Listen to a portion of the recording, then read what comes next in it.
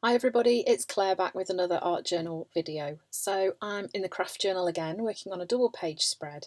I've already put some orchid onto the background and then realised that my camera wasn't filming. Silly me, I think it was me, I forgot to turn it on. So next I'm using eggplant and I'm using the Spill and Write and Paint stencil. Using a blending tool just to get a thin layer of that paint on, just to start building up the interest in the background.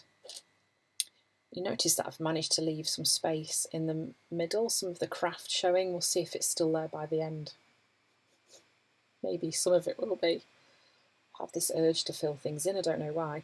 And then I'm using this You Can stencil, so I'm kind of mixing lots of text stencils here on the background, and I think that might have been Heather that I was using there. And here I'm going in with the Done Is Better stencil and again the Heather paint, and just adding a little bit more stenciling onto that background. So then I had some leftover paint on the blending tool and decided I would just do some spots on the page, because why not? Use that paint up, don't waste it. It's quite a cool effect because there's lots of different colours in that blending tool as well. So this stencil, as you can see, is called Pieces. It's one of the more recent ones that came from Dina Wakley, and I'm using a peacock through this. I'm just adding a little bit of those marks onto the background too, just to break up all those purples, adds a little bit of a contrast. So these eyes are from the Church Doodles stencil pack, and not really been sure what to do with them. So I just thought I'd just have a play and stick some of them on the page and kind of see where it went from there. So starting off with some in the middle, which I'm going to stick down using some gel medium.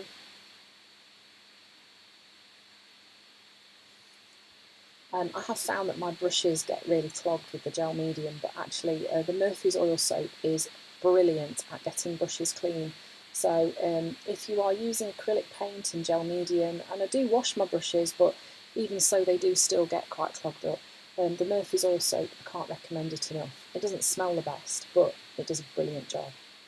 So next I'm just adding some small pieces of collage paper onto the background. This is also from Dina Wakley. I think this might be from the text collage pack. I'm just adding a few bits of that on there. And then I'm going in with the angled, is it angled paint blobs stencil? I think it is. It's a very technical sounding stencil, isn't it? And some turquoise paint, and I'm just creating a bit of direction using this stencil. Just a bit more movement on that page. Kind of looking at it now, I wish I'd not done these because I kind of think it didn't really need them, but it doesn't matter, I did. So it is what it is.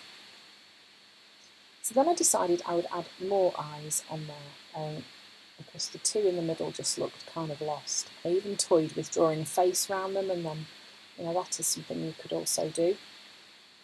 So then I'm just sticking these other eyes in place.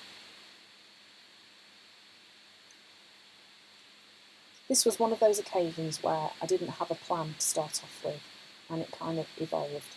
So next I'm using the end of an old glue stick and just adding some black circles onto the page. And then I've gone in with a slightly smaller tool that I've collected, which is, it had an old paintbrush. It had a paintbrush in it, so like a plastic tube.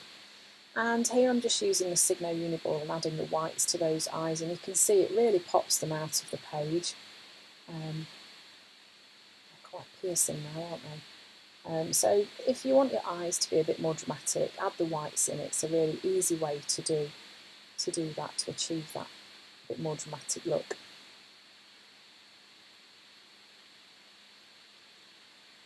And then I'm adding some of my signature dots on the page,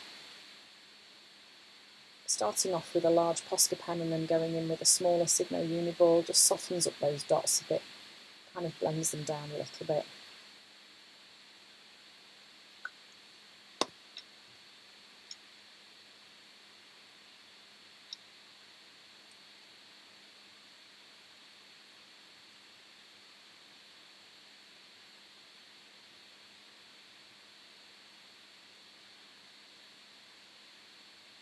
And there a tear.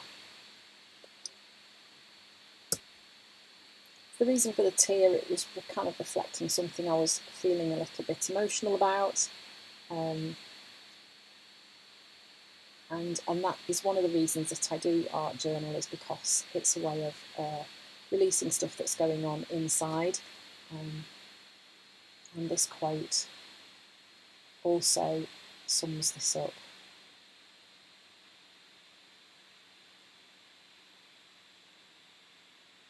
Be the reason someone feels seen.